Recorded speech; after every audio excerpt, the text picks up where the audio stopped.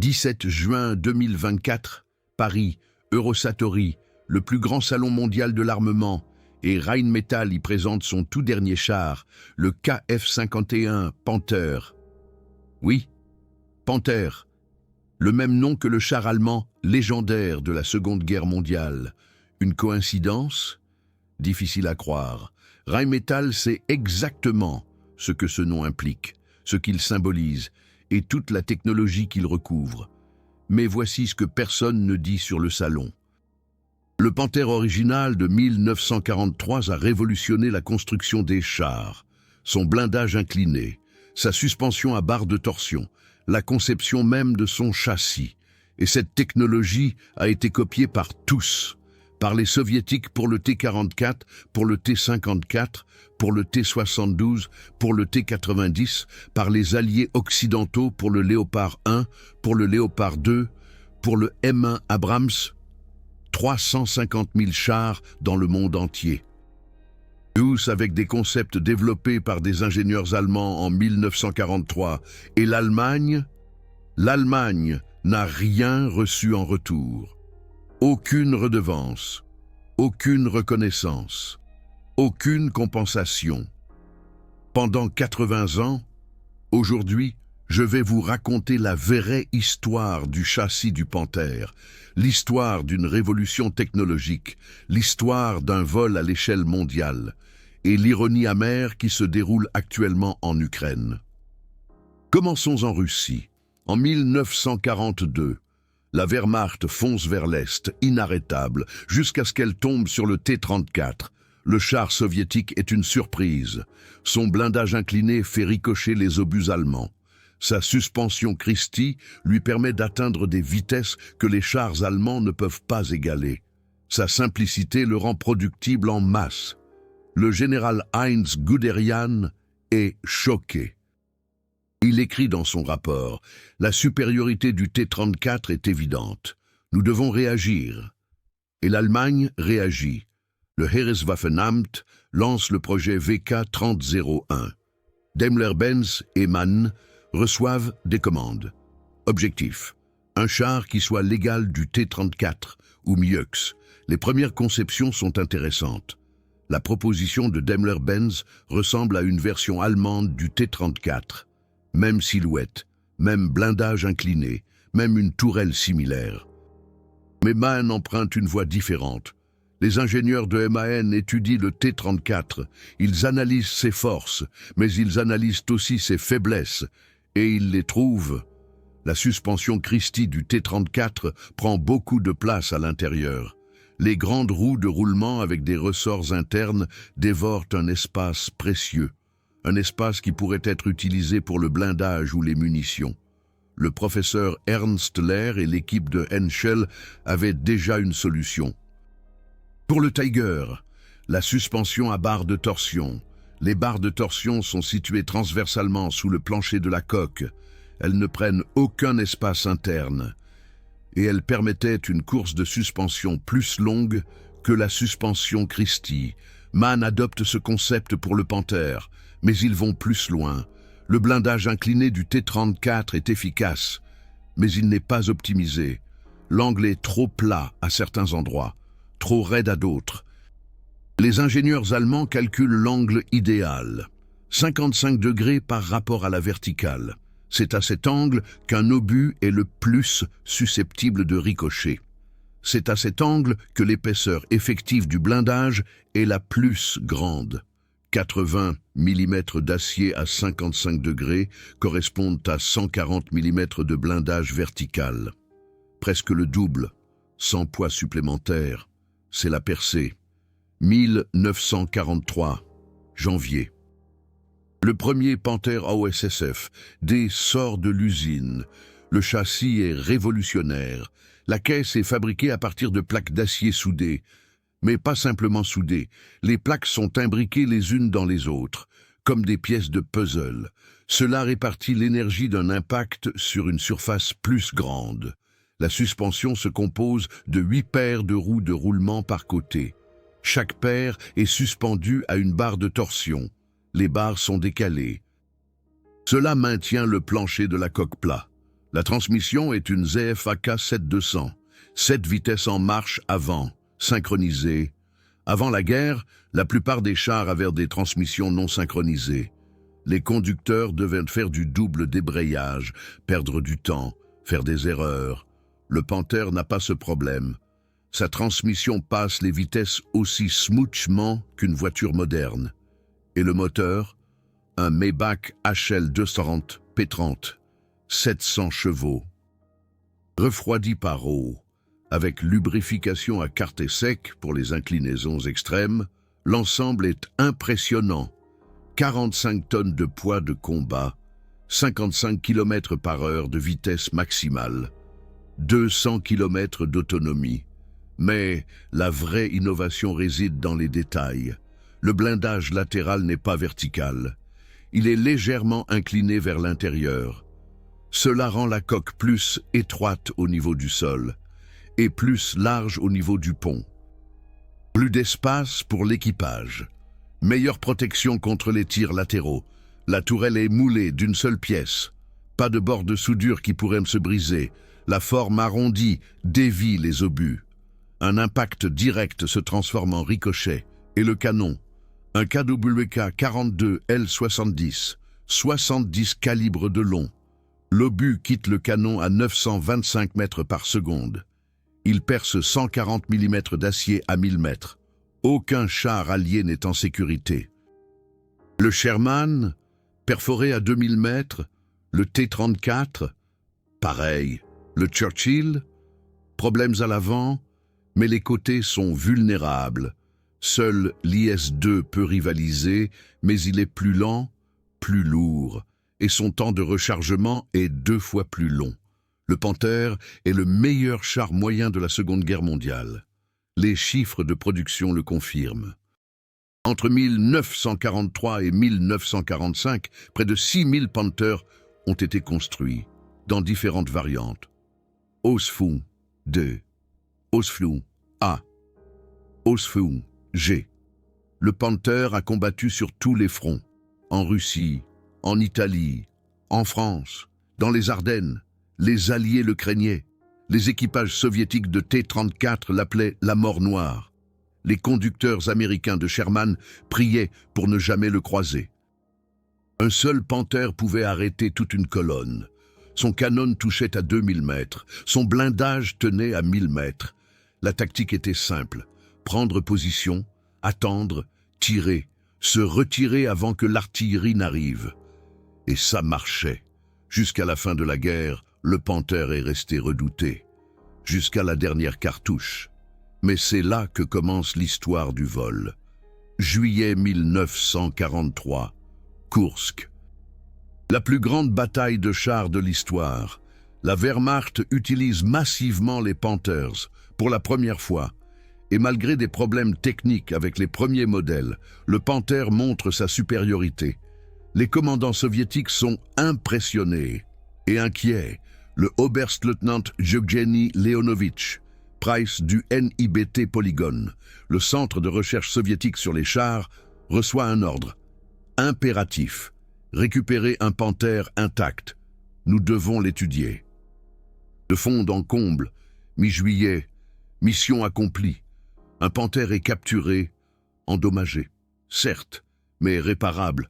Ouf, il est rapidement transporté à Kubinka, au centre de recherche sur les chars le plus secret de l'Union soviétique. Là, le vrai travail commence. Les ingénieurs soviétiques démontent le Panther, pièce par pièce, jusqu'à la dernière vis. Ils mesurent chaque angle, chaque épaisseur, chaque tolérance, avec une précision absolue et stupeur. Ils sont époustouflés. Le blindage incliné est plus précis que le leur. L'angle de 55 degrés est mathématiquement optimisé. Leur propre calcul le confirme. Incontestable. La suspension à barre de torsion est supérieure. Course plus longue, moins d'espace interne requis, meilleure mobilité hors route à haute vitesse. Un vrai atout. La transmission est une révélation. Synchronisée, souple, fiable. Leurs propres transmissions sont primitives en comparaison le jour et la nuit, mais les soviétiques sont des praticiens. Avant tout, ils savent qu'ils ne peuvent pas copier le Panther, pas directement. Les tolérances de fabrication sont trop serrées, les matériaux trop nobles, la complexité de production trop élevée. Impossible. Alors, ils font autre chose, plus astucieux. Ils extraient les concepts, les principes, les idées, l'essentiel, et ils les appliquent à leur propre conception, une vraie transfusion de savoir. Alexandre Morozov dirige le bureau de conception à Kharkov. C'est lui qui a développé le T-34. Et maintenant, il travaille sur son successeur, le talent à l'œuvre, le T-44. Le T-44 est différent du T-34, plus bas, plus compact, plus moderne, une évolution. Mais regardez de plus près, observez attentivement le blindage incliné de la caisse. Quoi? 90 mm à 60 degrés, encore plus incliné que sur le Panther, mais le concept est identique, aucun doute. La suspension, des barres de torsion, plus de Christie, un choix judicieux, la transmission synchronisée, comme sur le Panther. Coïncidence? Je ne crois pas. Un pur hasard. L'histoire dément cette hypothèse. Formellement, avant Koursk, Morozov travaillait sur des améliorations du T-34 avec une suspension Christie. Avec une transmission non synchronisée, rien de très innovant, après Koursk, il a commencé à travailler sur le T-44 avec des barres de torsion, avec une transmission synchronisée, un changement radical en quelques mois, à peine. L'historiographie soviétique prétend qu'il s'agissait d'un développement indépendant, une pure connerie, mais les documents techniques des années 1990 racontent une autre histoire, beaucoup plus nuancée. Morozov avait accès au rapport de Kubinka. Il a étudié le Panther démonté. Il a parlé aux ingénieurs qui l'avaient analysé. Il s'est imprégné du savoir, et il a mis en œuvre leurs conclusions. Avec brio. La chronologie est claire, implacable. Février 1943. Morozov travaille toujours sur le programme d'amélioration du T-34, avec la suspension Christie. Il piétine. Juillet 1943. Koursk. Le premier Panther est capturé. Une opportunité en or. Août 1943. Le rapport de Kubinka est distribué. Morozov en reçoit une copie. Il saisit l'occasion. Septembre 1943. Morozov commence la conception du T-44 avec une suspension à barre de torsion. Le virage est pris. La corrélation est trop forte pour être une coïncidence. L'évidence est là. Les soviétiques ne l'ont jamais officiellement admis. Jamais. Dans l'historiographie soviétique, le T-44 était un développement purement soviétique. Un triomphe de l'ingénierie soviétique. Un mensonge, mais les documents techniques, rendus publics après l'effondrement de l'Union soviétique, racontent une autre histoire. Une histoire de l'analyse, de la copie, de l'adaptation. La vérité éclate. Le T-44 est entré en production en 1944. Trop tard pour la guerre, mais il a servi de base à quelque chose de plus grand, de plus puissant. Le T-54, 1945, la guerre est finie, mais le travail continue, sans répit. Le bureau de conception Morozov continue de développer le T-44, moteur plus puissant, tourelle plus grande, meilleur canon, toujours plus. Le premier prototype s'appelle Objet 140. Il est testé en mars 1945. Des tests déterminants.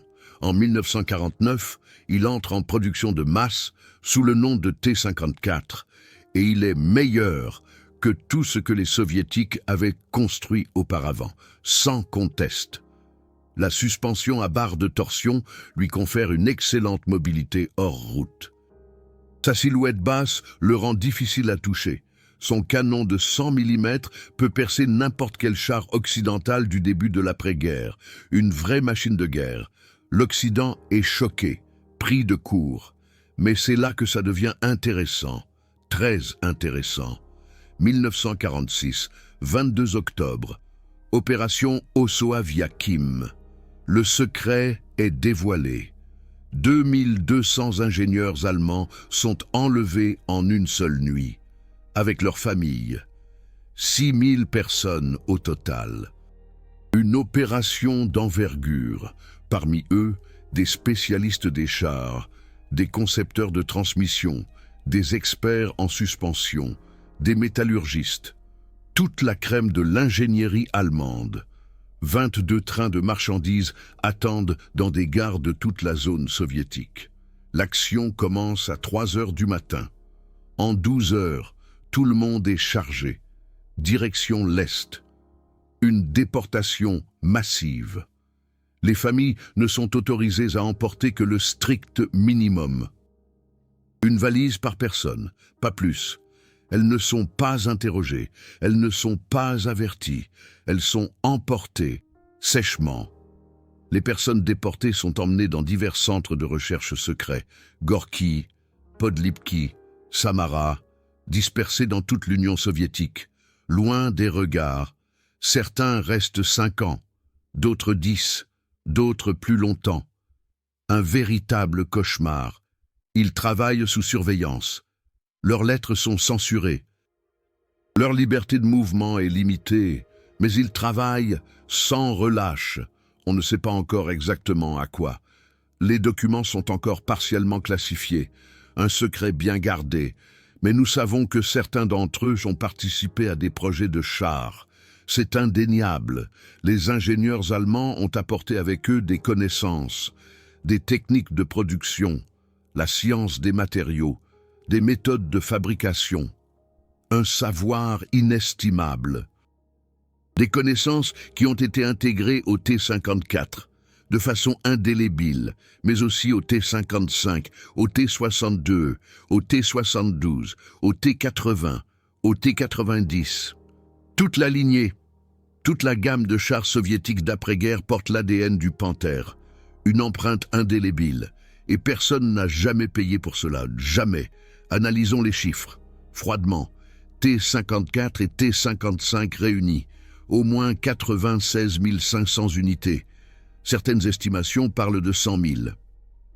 Un chiffre astronomique, T-62, environ 20 000, des milliers de machines. T-72, plus de 25 000, un véritable raz de marée. T-80, environ 5 500, toujours plus. T-90, plus de 3 000 et ça continue. Une production continue. Cela représente près de 250 000 chars soviétiques et russes. Presque tous.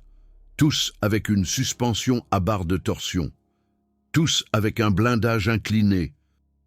Tous avec des concepts dérivés du Panther. C'est impressionnant, mais ça ne s'arrête pas là. Non. La Chine. Le type 59.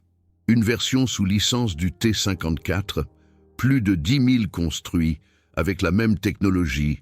Un clone, l'Inde. Le T-72 Ageia, production sous licence, des milliers d'unités, encore et toujours. La Pologne, la Tchécoslovaquie, la Corée du Nord, tous ont construit des variantes du T-54 et du T-55. Une diffusion mondiale. Et l'Occident? Qu'en est-il de l'Occident? L'Occident a également copié, lui aussi. Après la guerre, les ingénieurs britanniques, américains et français ont étudié les chars allemands capturés. Ils ont analysé le Panther, le Tiger, le Königstiger, tous passés au peigne fin, et ils ont appris beaucoup. Le M48 Patton américain, développé au début des années 1950, utilisait une suspension à barre de torsion, comme le Panther, une inspiration claire. Le Centurion britannique avait déjà des barres de torsion, un précurseur. Les Britanniques avaient déjà adopté ce concept durant la guerre en l'empruntant à des véhicules allemands capturés. Et le Léopard 1 allemand? Le développement a débuté en 1956. La Bundeswehr avait besoin d'un nouveau char de combat. Et les ingénieurs chez Porsche et Krauss-Maffei savaient exactement où trouver leur inspiration. Dans le Panther, le Léopard 1 a une suspension à barre de torsion. Comme le Panther, il a un blindage incliné sur la caisse. Comme le Panther, il a une transmission synchronisée. Comme le Panther, ces similarités ne sont pas une coïncidence. Beaucoup d'ingénieurs qui ont travaillé sur le Léopard 1 avaient travaillé sur des projets de chars allemands pendant la guerre. Ils connaissaient le Panther, ils comprenaient ses forces, et ils ont bâti sur cette base. Le Léopard 2 a suivi en 1979, plus lourd, plus puissant, plus moderne. Il pèse 62 tonnes, presque 20 tonnes de plus que le Panther. Mais les principes de base sont identiques. La caisse a un blindage incliné, 70 degrés à l'avant, plus raide que sur le Panther. Mais le même concept, les mêmes calculs, la même physique. La suspension se compose de 7 paires de galets de roulement de chaque côté. Chacune montée sur une barre de torsion, comme sur le Panther, seulement plus robuste. Pour supporter le poids plus important, la transmission est une transmission automatique à 4 vitesses de Renk, synchronisée, contrôlée par ordinateur. Mais le principe de base, celui du Panther, suspension à barre de torsion, blindage incliné, transmission synchronisée, la sainte trinité de la construction de chars modernes, les trois viennent du Panther. Et le M1 Abrams américain, développé dans les années 70, avec une suspension à barre de torsion, avec un blindage incliné, avec les mêmes concepts que le Panther avait établis en 1943. Comptons ensemble, chars soviétiques et russes, presque 250 000. Chars occidentaux avec des concepts du Panther. M48 Patton, plus de 11 000. M60 Patton, plus de 15 000. M1 Abrams, plus de 10 000. Léopard 1, plus de 6 000. Léopard 2, plus de 3 500. Centurion, plus de 4 000. Chieftain, environ 900. Challenger, plus de 1000. Chars chinois, plus de 30 000. Le type 59, le type 69, le type 79, tous basés sur le T-54, tous avec l'ADN du Panther. Chars indiens, des milliers de T-72 Ageia, construits sous licence, avec la technologie allemande. Chars polonais, version T-55 et T-72, des milliers d'unités. Chars tchécoslovaques, propre version du T-54 et T-55, exportés vers l'Afrique et l'Asie. Chars nord-coréens, Chonma-ho, Pokpung-ho, tous basés sur des conceptions soviétiques, tous avec la technologie allemande. Chars pakistanais, égyptiens, syriens, irakiens, toutes les variantes du T-54, T-55, T-62 ou T-72. Le nombre total, estimé prudemment 350 000 chars, 350 000. Tous avec des concepts que les ingénieurs allemands ont développés en 1943 et l'Allemagne. L'Allemagne n'a pas touché un seul centime. Aucun droit de licence, aucune redevance de brevet, aucune reconnaissance. Pourquoi? Parce que l'Allemagne avait perdu la guerre. Les puissances victorieuses considéraient la technologie allemande comme un butin de guerre, comme une réparation, comme leur droit légitime. Les brevets ont été invalidés. Les Alliés ont appelé ça la dénazification, mais c'était une expropriation systématique, minutieuse, totale. Les ingénieurs ont été enlevés ou recrutés. Opération Ossoaviakim à l'est, opération Paperclip à l'ouest. Deux faces de la même pièce. Les connaissances ont été extraites et distribuées. Plan de conception, instructions de fabrication, spécification des matériaux, rapport d'essai. Tout. Les entreprises allemandes n'étaient pas autorisées à poursuivre. Elles n'étaient pas autorisées à protester. Elles n'étaient même pas autorisées à en parler. Mehen Aj, qui avait développé le Panther, a continué d'exister, mais sans ses brevets de char, sans sa technologie, sans compensation. La même chose valait pour Henschel, pour Krupp, pour ZF Friedrichshafen, pour toutes les entreprises d'armement allemandes. Leur travail a été offert au monde, gratuitement, sans consentement, et personne n'a demandé la permission. Personne n'a offert de compensation, personne n'a reconnu d'où venait la technologie.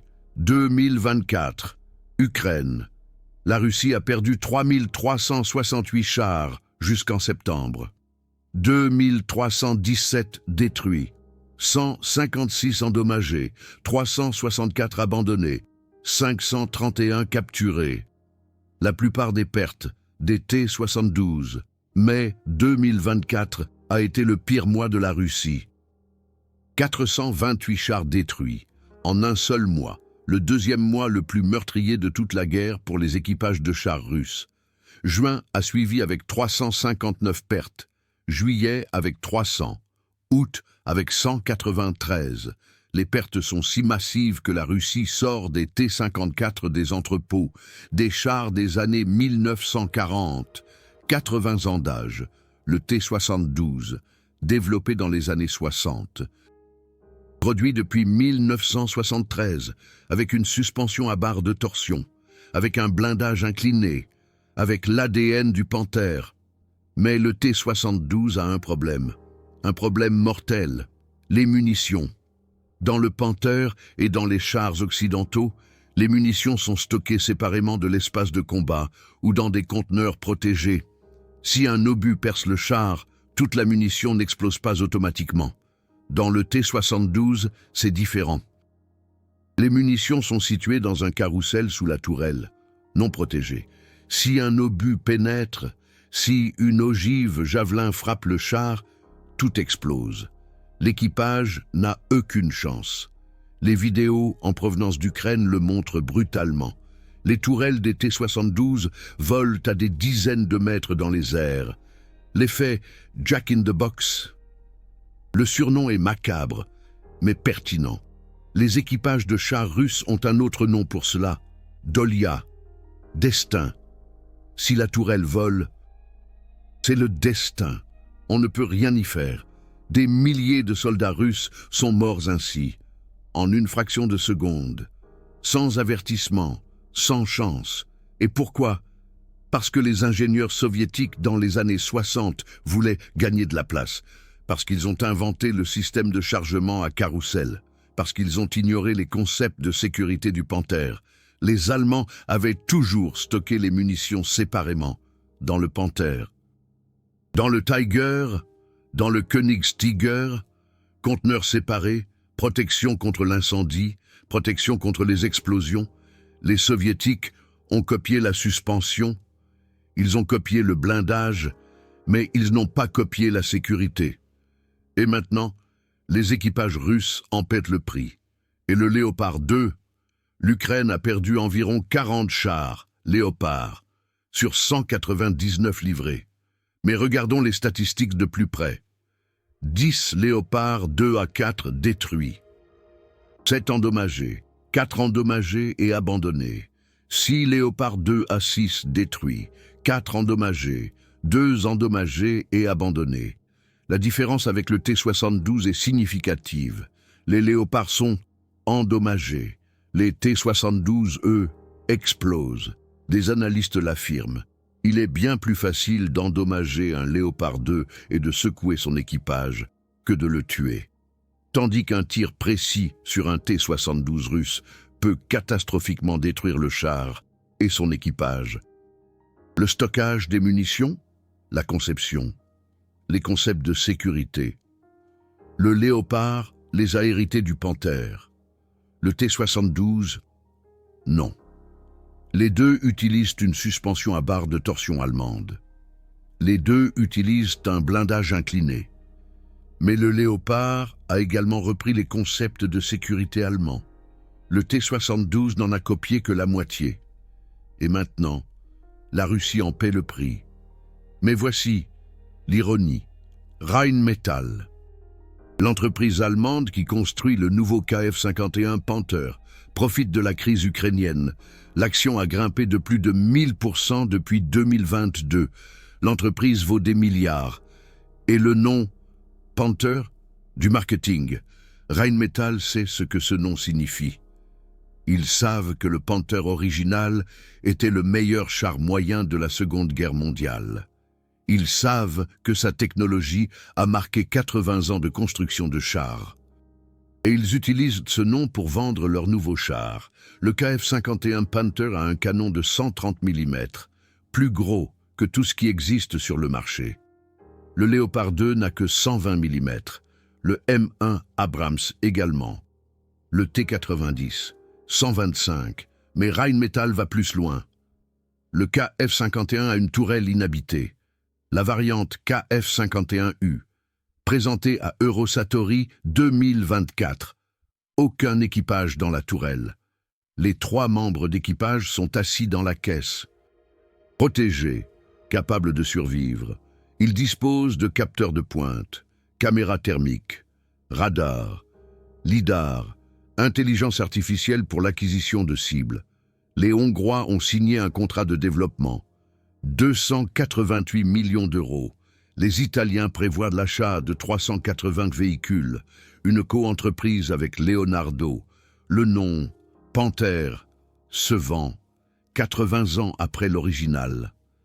Mais le châssis, il est basé sur le Léopard 2, qui est basé sur le Léopard 1, qui est basé sur le Panther. L'ADN est le même, 80 ans plus tard, et l'Allemagne s'appuie toujours sur les concepts de 1943. Mais maintenant, Rheinmetall veut être payé pour ça. Le Kf-51 coûte entre 15 et 20 millions d'euros l'unité. Le gouvernement hongrois a signé un contrat de développement de 288 millions d'euros. L'Italie prévoit d'acheter 380 véhicules. Des milliards vont affluer vers Rheinmetall, vers l'Allemagne, mais la technologie de base, l'Allemagne l'a offerte il y a 80 ans. Involontairement. Laissez-moi remettre les choses en perspective. Si l'Allemagne avait reçu ne serait-ce qu'1 euro de redevance par char pour les 350 000 chars qui utilisent sa technologie, 350 000 euros, ce n'est rien comparé à la valeur de cette technologie. Mais l'Allemagne n'a même pas reçu ça, pas un seul euro.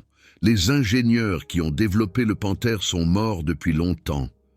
Leur nom, presque oublié, le professeur Ernst Lehr, qui a perfectionné la suspension à barre de torsion. Les ingénieurs de MAN, qui ont conçu le châssis, les métallurgistes de Krupp, qui ont développé le blindage, les spécialistes de ZF Friedrichshafen, qui ont conçu la transmission. Leur travail vit dans 350 000 chars, mais leur nom effacé. L'historiographie soviétique a attribué le succès du T-54 à Morozov. L'historiographie américaine a attribué le M48 à Chrysler. L'historiographie britannique a attribué le Centurion à Leyland. Personne n'a mentionné les Allemands. Personne n'a reconnu d'où venaient les idées. Et c'est peut-être le pire. Pas l'argent, pas les redevances, mais l'effacement. La suppression systématique de l'ingénierie allemande de l'histoire, comme si le Panther n'avait jamais existé, comme si les ingénieurs allemands n'avaient jamais existé. 2024, l'histoire se corrige lentement. Les historiens commencent à documenter les liens. Des livres sont écrits, des documentaires produits. Mais 80 ans de silence ne peuvent pas être simplement annulés. Demandez à n'importe qui dans la rue qui a inventé le char moderne. La plupart répondront les Britanniques ou les Soviétiques ou les Américains. Presque personne ne dira les Allemands. Mais la technique ne ment pas. Regardez la suspension d'un T-90, barre de torsion, comme sur le Panther. Regardez le blindage d'un M1 Abrams, blindage incliné, comme sur le Panther. Regardez la transmission d'un Léopard 2, synchronisé, comme sur le Panther. 350 000 chars portent de l'ADN allemand. Et l'Allemagne n'a rien reçu en retour. Laissez-moi terminer par une question. En Ukraine, des équipages de chars russes meurent dans des T-72. Des chars avec de la technologie allemande, détruits par des javelins. Des missiles dont le concept remonte au Panzerfaust allemand. Technologie allemande contre technologie allemande. Et de l'autre côté, combattent les Léopard 2, des chars allemands, avec de la technologie allemande. Contre des T-72 avec de la technologie allemande volée, l'ironie est complète. Un cycle de technologie, un cycle de vol, un cycle de guerre, 1943, des ingénieurs allemands développent le Panther pour combattre les T-34 soviétiques. 1943, des ingénieurs soviétiques capturent le Panther, copiant sa technologie. 1949, le T-54 entre en production avec de l'ADN allemand. 2024, des T-72 avec de l'ADN allemand combattent contre des Léopard 2 avec de l'ADN allemand. Les deux détruits par des javelins avec de l'ADN allemand. 80 ans après la Seconde Guerre mondiale, 80 ans après le Panther, et l'ingénierie allemande détermine toujours qui vit et qui meurt sur le champ de bataille. Si vous appréciez ces liens, si vous voulez comprendre comment l'ingénierie allemande a façonné le monde, alors soutenez cette chaîne. Le bouton Super Thanks sous cette vidéo me permet de continuer à faire des recherches, continuer à documenter, continuer à montrer la vérité qui manque dans les livres d'histoire officiels. Chaque contribution aide, chaque partage répand la connaissance. C'est maintenant à votre tour. Saviez-vous que 350 000 chars utilisent la technologie allemande? Saviez-vous que l'Allemagne n'a jamais reçu un centime pour cela? Écrivez votre opinion dans les commentaires. Et si vous souhaitez en savoir plus sur les racines allemandes cachées de la technologie moderne, abonnez-vous à cette chaîne, activez la cloche. La prochaine révélation arrive bientôt. Soyez prêts. D'ici là, au revoir et à bientôt.